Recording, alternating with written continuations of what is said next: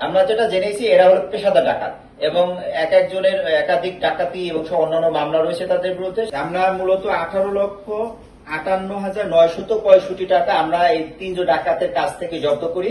তাদের কবল থেকে আমরা প্রায় 50টির মতো মোবাইল ফোন সেট জব্দ করি। তাদের কাছ থেকে আমরা কিছু মালামাল পাই, ডাকাতিতে ব্যবহৃত এবং ডাকাতিকৃত অর্থাৎ লুণ্ঠনকৃত কিছু মালামাল পাই, যেগুলো আমি এখন বলছি।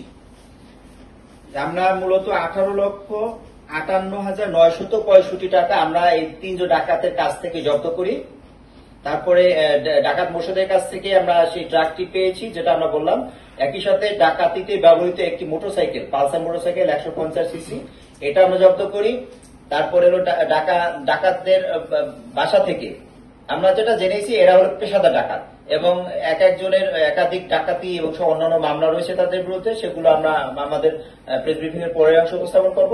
তো তাদের কবল থেকে আমরা প্রায় 50টির মতো মোবাইল ফোন সেট জব্দ করি এবং এর বাহিরেও যে ডাকাতিতে ব্যবহৃত বিভিন্ন ধরনের সরঞ্জাম, যেমন ছুরি, চাকু, তারপরে হলো গ্রিল কাটার, এই জিনিসগুলো আমরা জব্দ করি। এর বাহিরেও আমরা আরো কিছু তাদের কাছ থেকে ডিভিআর উদ্ধার করি, যে তারা এই ডাকাতরা তাদের অবস্থানকে যাতে শনাক্ত করতে না পারে এই জন্য তাদের নিজের বাসায় তারা সিসি ক্যামেরা লাগিয়েছে।